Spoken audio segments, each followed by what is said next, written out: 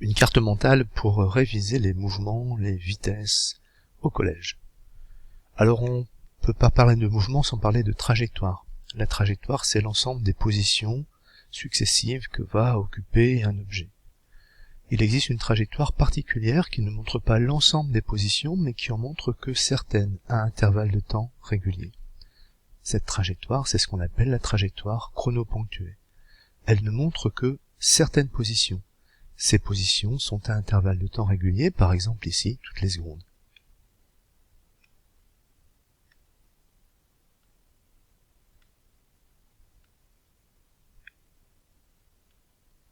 Voilà. Alors on distingue aussi des trajectoires qui sont circulaires ou des trajectoires qui sont rectilignes. Circulaire, c'est inscrit dans un cercle, rectiligne, c'est inscrit dans une droite.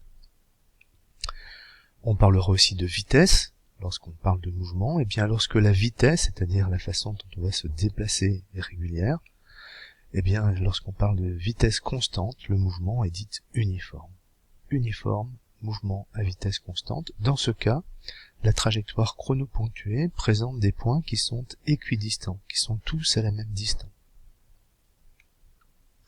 Le mouvement est relatif, il dépend de l'observateur. Lorsqu'un objet se déplace, le mouvement qui est perçu par un observateur peut être différent du mouvement qui est perçu par un autre. Pour certains observateurs, par exemple, eh bien l'objet se déplace, alors que pour d'autres, il est immobile. Eh bien, il n'y a pas de vérité. Il n'y a pas de mouvement qui est plus vrai qu'un autre. Pour un observateur, il est immobile, pour un autre observateur, il est en mouvement, et c'est équivalent. Autrement dit, il n'y a rien qui est strictement immobile. Tout est en mouvement par rapport à un observateur. En quatrième, on parlera de vitesse, on la calculera. La vitesse, c'est la distance que divise le temps. La distance qui est parcourue, que divise la durée du parcours. On verra que les unités, c'est le mètre par seconde ou le kilomètre heure.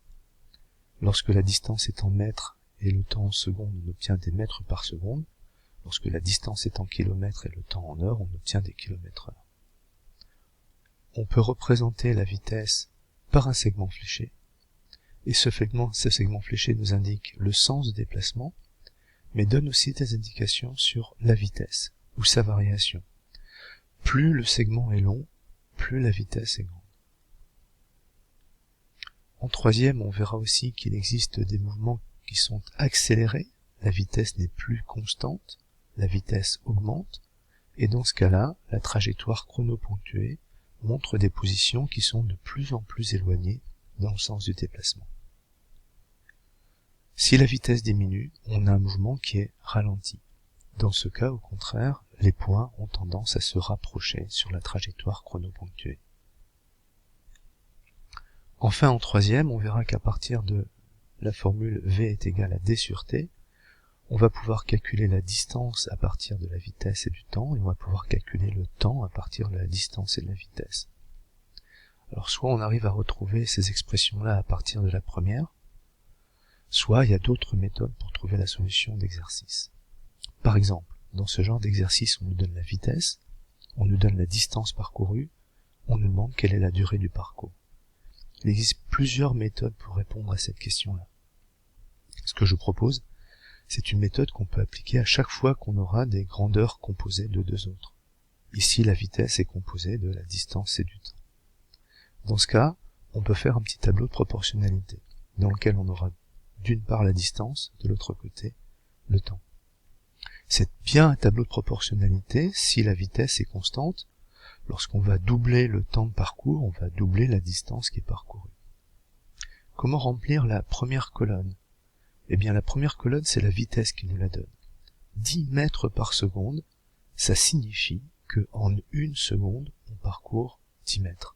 Et donc, dans cette case, on va écrire 10 mètres, et ici, on va écrire une seconde. En une seconde, on parcourt 10 mètres. Ça, c'est la vitesse. Ensuite, il reste plus qu'à compléter la distance ici, 300 mètres. Et là, on a un tableau dans lequel on a 3 données et une inconnue. On va appliquer la règle de 3 pour déterminer la dernière inconnue ici. Eh bien, le temps, c'est 300 fois 1 que divise 10, et ça nous donne 30 secondes. Voilà une façon de résoudre ce genre d'exercice. Merci de votre attention.